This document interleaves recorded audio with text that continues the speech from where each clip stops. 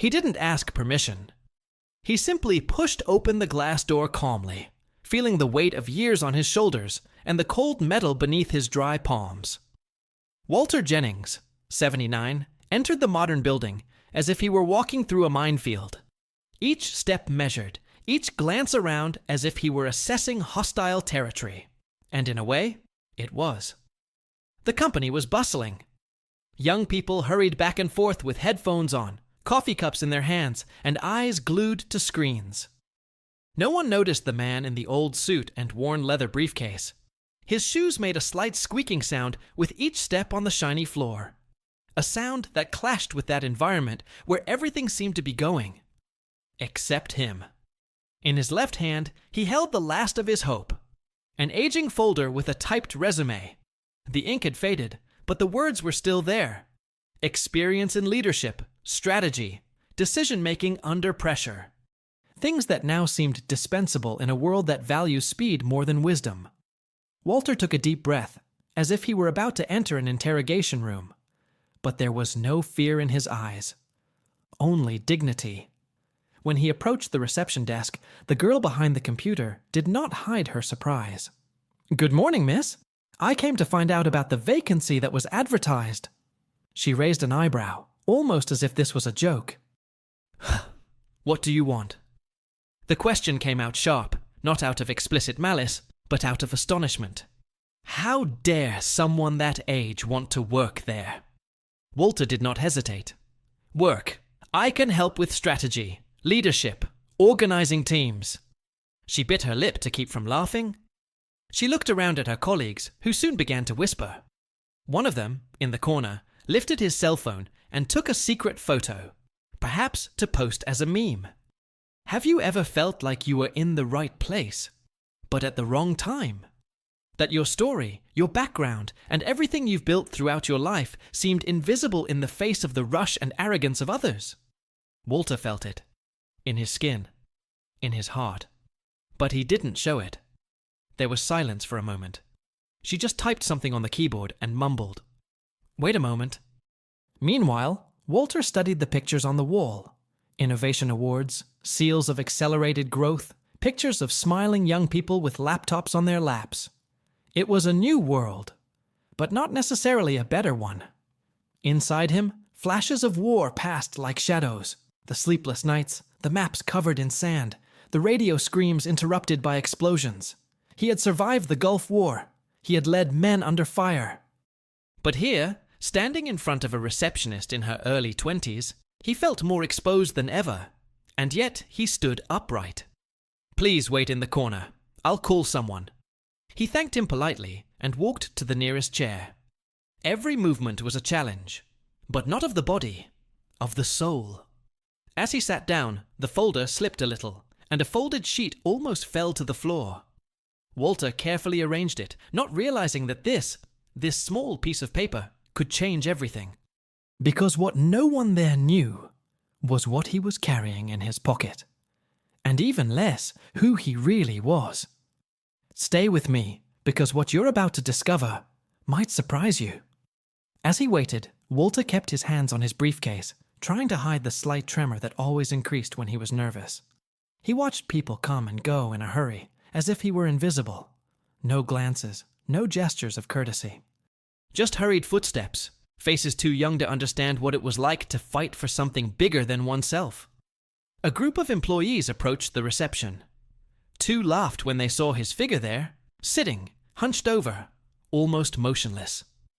A third said in a low voice, but audible enough to hurt, "Look at the traveling museum, waiting for an interview." Walter listened. Didn't react. I was used to it. Throughout his life, he had endured much more than words. But at that moment, a memory came flooding back.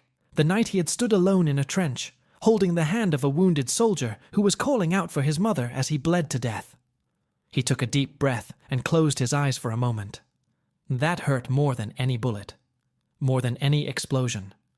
Because this kind of pain, that of indifference, it sets in slowly, silently, like rust on old steel. Have you ever felt this too? The feeling of no longer belonging, of being forgotten, as if your story had lost its value in today's world. If this part of the story touched you in any way, share what touched you the most in the comments. Sometimes, your experience can touch someone who is going through something similar right now. And that's exactly why this channel exists, to give voice to the stories that no one else wants to tell. If you believe these stories deserve to continue being heard, leave a like. This helps much more than you can imagine, both in terms of reach and the strength we need to continue creating this content with such care. And if this isn't the first time you've been moved by one of our videos, subscribe to the channel, because we still have many stories that the world has forgotten, but that here we make a point of keeping alive. Walter didn't know it yet, but that day wouldn't end the way it began, because in the midst of so many distracted eyes, one of them was about to recognize something that all the others ignored. And that would change everything. The boy appeared in a hurry, with long strides, an authoritative tap on the porcelain floor. The badge hanging from his chest dangled like a symbol of early power. There were no wrinkles or scars, but he was in a hurry, and a generous dose of arrogance in his gaze. He stopped in front of Walter, as if he were facing an obstacle in the middle of the road. He crossed his arms and made a point of sizing up the veteran from top to bottom. His tone of voice was dry, almost rehearsed, like someone who repeats the same answer to dozens of problems every day. "Look, Grandpa, this is a different time. We work with artificial intelligence, blockchain, machine learning.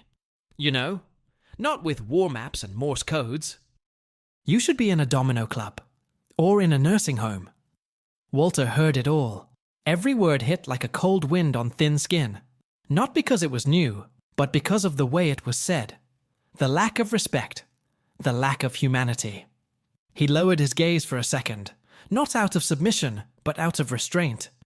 It was like holding his breath in the face of an impending explosion. Like that mission where he had to lie in silence in the dark for hours, with grenades shaking on the other side of the trench. "I understand."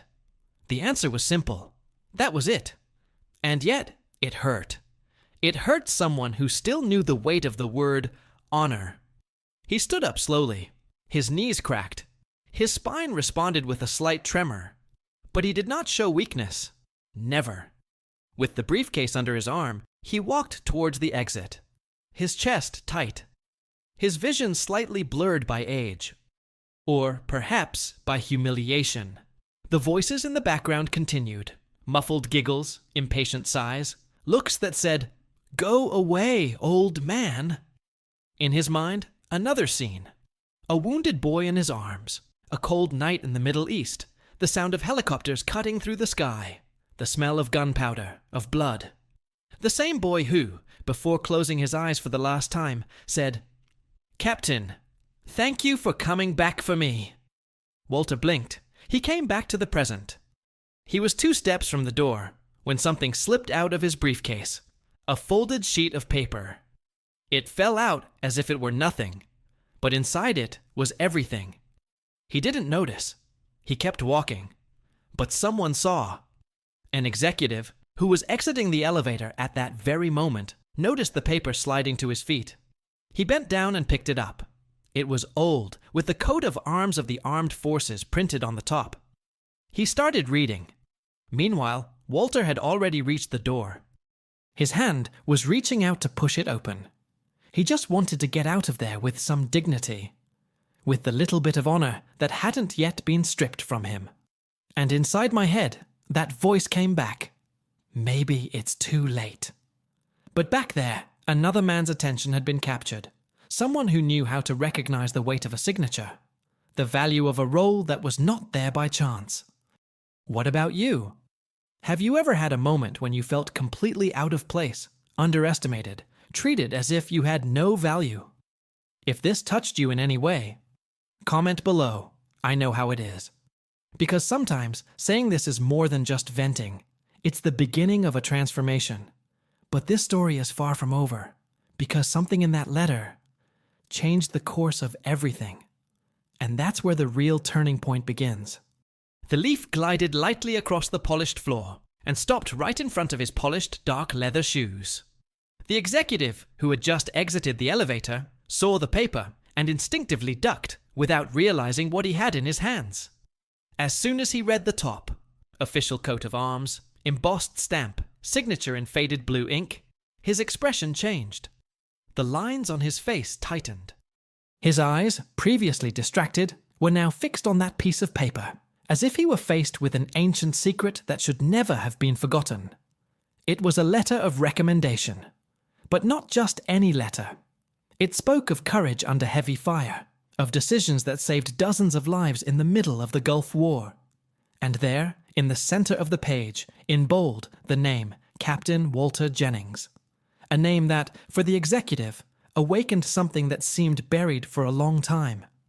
He looked up and searched for the figure he had just seen in the background. Walter, with his hand already extended to push the door, walked slowly, his head slightly lowered.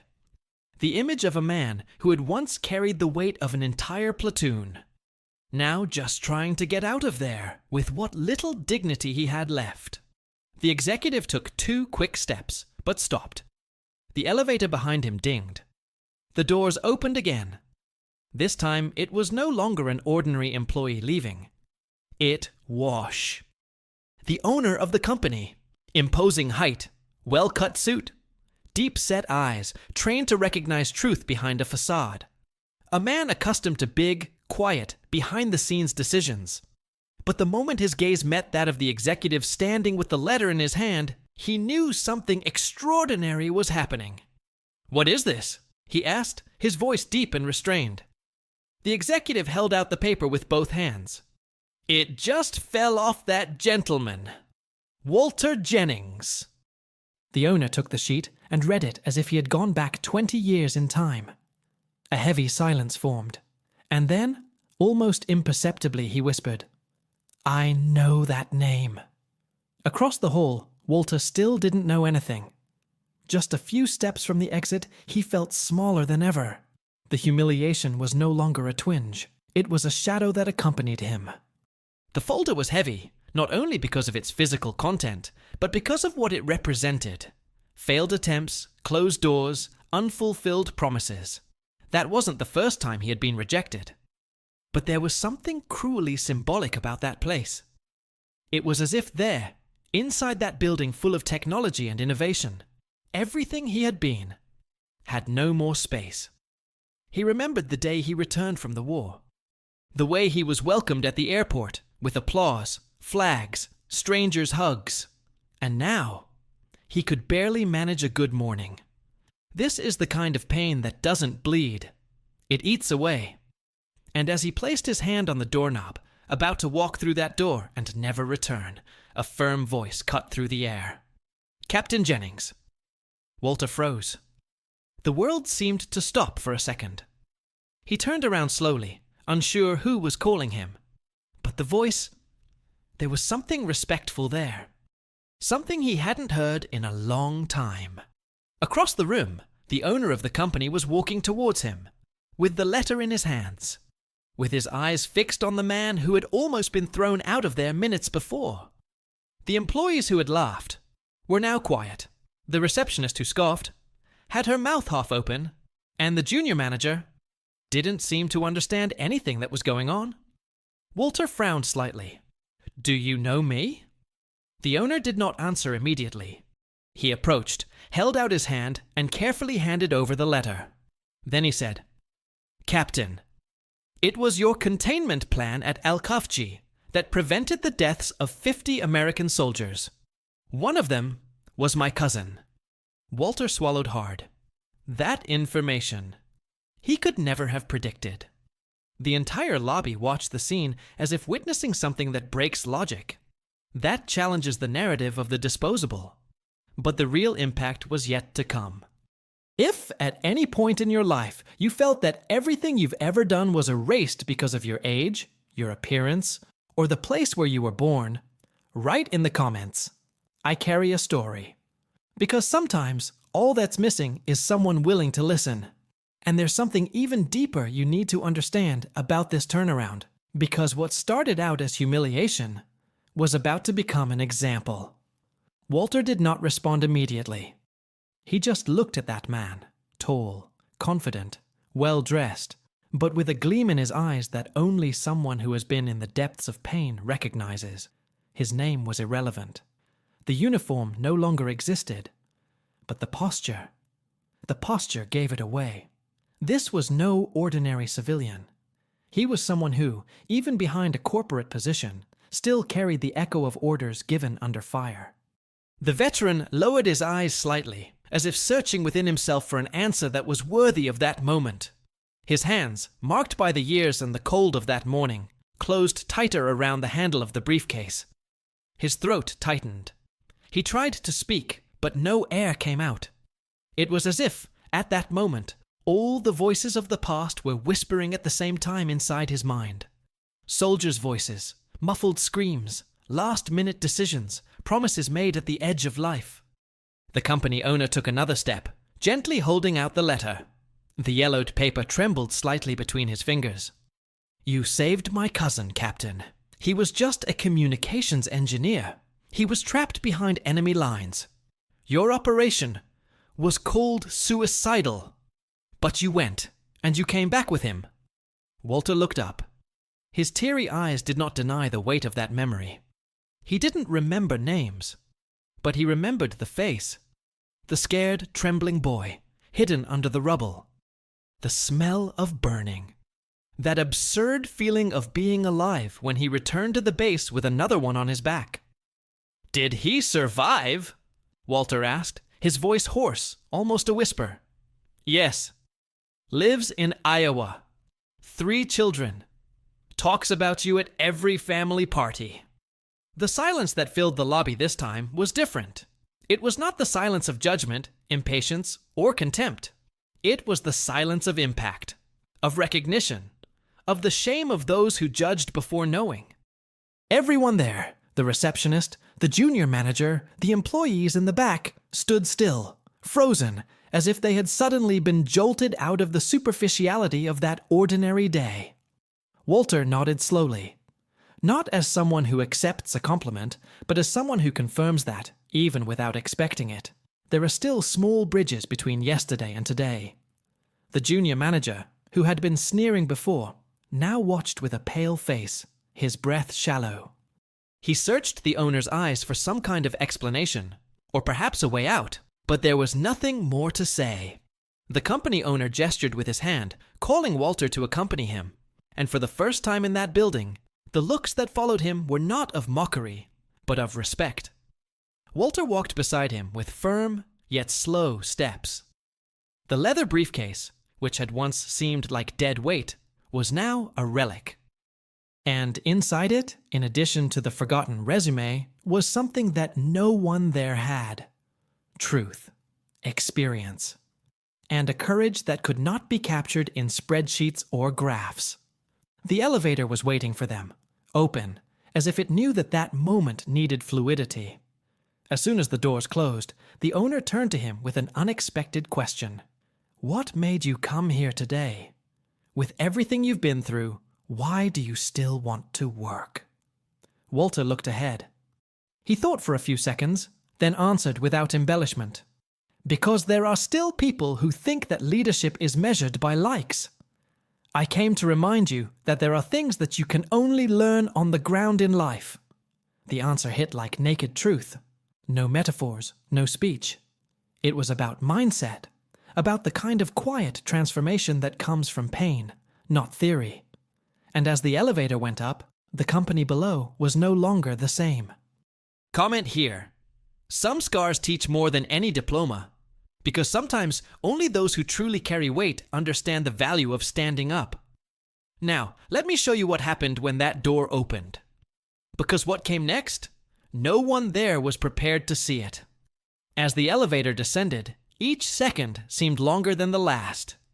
The doors opened slowly, as if time itself hesitated to interrupt this moment. Walter took a step forward. The gold badge gleamed on his chest, hanging soberly, almost like a natural continuation of who he was. There was no smile of victory, no expression of revenge, just firmness. A rare kind of authority that doesn't need to impose itself, just exist. Eyes turned immediately. The receptionist jumped to her feet.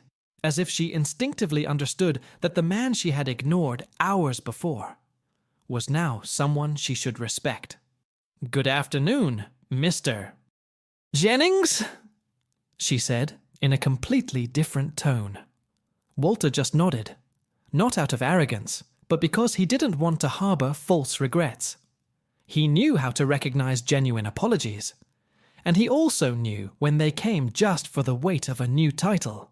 The junior manager, who was still holding his cell phone as if he had forgotten the function of his fingers, took a half step back. His eyes avoided Walter's. His shallow breathing betrayed his embarrassment. No words. No attempt to explain himself, but his silence, paradoxically, said it all. Walter walked to the center of the reception area. He stopped there, taking in the room more closely than he had before. Everything looked the same. The screens on the walls, the employees typing, the sound of notifications. But he had changed, and his presence now altered the atmosphere. It was as if the company suddenly had a longer shadow, a new kind of gravity. One of the interns, the same one who had taken a sneaky photo earlier, was standing next to the printer. He was looking at Walter like someone in an epic movie, but in the flesh. He couldn't move. He couldn't look at him.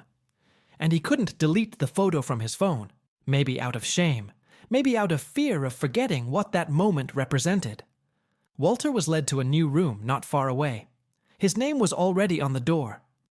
A temporary sticker, it's true, but with clear letters. Special Advisor for Corporate Strategy and Ethics. He walked in slowly. The light was soft, natural, coming in through the large windows. On the table was a new mug. Beside it was a folded flag in a glass frame. And in the back was a leather chair, simple but sturdy, like him. He walked over to the table. He took a small photo from his inside jacket pocket. It was worn in black and white. He and 5 other soldiers, all of them smiling. All of them younger than any other employee in that company. 3 of those men were no longer alive, and that badge, in essence, was for them too. Walter sat down. He placed the photo next to the flag, and then, for the first time that day, he allowed himself to close his eyes for a few seconds. It wasn't tiredness. It was peace. But he knew that wasn't the end. It was just the beginning of something that no one there expected. Because that badge wasn't just a symbol. It was a challenge. It was a silent declaration that there was still room for wisdom, for memory, for truth, and he would make every second count. Write in the comments, experience has a voice.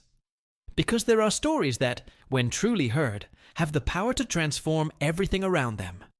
And what Walter decided to do in the first weeks of his new role is something that still needs to be told in detail. The next morning, the room still smelled of fresh paint and polished wood. Walter arrived before everyone else, as he had always done throughout his life. Not out of anxiety, but out of discipline. The sun hadn't even touched the tops of the buildings yet, and he was already inside, adjusting the flag frame that rested on the shelf and opening his old notebook, the one that held stories, names and decisions that would never fit on a resume. He stared at the space in silence. It wasn't just a room. It was a turning point. A territory conquered not by war, but by persistence, by dignity, and by a courage that the modern world insists on discrediting. The young people began to arrive little by little. They entered with careful steps, as if each movement in that environment demanded more respect. Many came from different areas of the company, without knowing exactly what to expect. They only knew that the so-called veteran advisor would give a talk about decisions under pressure. And somehow, that had aroused their curiosity. Walter didn't speak loudly. He didn't use slides, or charts, or colorful animations. His voice was firm but measured, and each sentence felt like a precise cut, a truth that didn't need to be memorized, just felt. I have seen men freeze before decisions, and I have seen the cost of hesitation. Ethics, gentlemen, is not a textbook concept. It is what you choose to do when no one is looking and when time is against you. The silence in the room was almost sacred. One of the interns, the same one who had laughed at him before, now kept his eyes fixed, holding his pen as if afraid to miss any detail. A young woman from the financial sector discreetly wiped her eyes with the cuff of her blouse, and in the background, the owner of the company himself watched, leaning against the door, as if he knew that at that moment, the greatest innovation happening there did not come from an algorithm. Yes, but from a living memory. Walter paused. He picked up his diary. He opened it halfway. He read a hand-scrawled entry from a specific day in 1991. 2 paths, retreat or stand your ground. Both mean losses. I chose to advance. I lost 3. I saved 12. It was not courage. It was calculation with pain. That is the hidden truth behind difficult decisions. Some held their breath. Others lowered their eyes. The lesson was not just in the words, but in the weight with which they were spoken. In the emotion contained. In the baggage that overflowed without fanfare. And even those who didn't fully understand what he had faced felt it. When the lecture ended, no one stood up. It was as if something prevented them from returning to their routine immediately. A new weight hung in the air. Not the weight of fear, but of responsibility. Walter then just said, "Thank you for your time. I hope I delivered more than just a speech. I hope I provoked a change of mindset." And he turned to leave. But before he could reach the door, he was stopped by a lone clap. It came from the right corner of the room, then another, and another, until the entire room was on its feet, applauding, not out of obligation, but for recognition. That week, the company's hallways began to change. Idle conversations gave way to deeper questions. Small decisions began to be questioned more consciously. And leaders began to listen. Walter didn't have social media. He had no followers. But there was something that no one had built there, soul authority. And this no algorithm delivers. Comment here. I choose to have purpose. Because sometimes all it takes is one man who didn't give up on his truth to change the attitude of an entire generation. If you've stuck around this far, it's because this story spoke to some part of you that still believes in the power of experience, the value of listening, and the silent courage that transcends time. Stories like Walter's aren't just about war or medals. They're about purpose, choices, and how we deal with what the modern world insists on discarding. If this touched you in any way, leave a comment with the phrase, "I recognize that value." So I know you walked this journey with me to the end. If you feel that this type of content does you good, teaches you, or inspires you to see the world through different eyes, subscribe to the channel. The idea is to continue bringing real, profound stories that provoke and welcome at the same time. And if this video made you feel something worth keeping, leave a like. It shows me that we're on the right path and helps keep this connection between us alive. There is a video here that complements all this with another story of overcoming and humanity. Click and continue with me there. The next story is already waiting for you.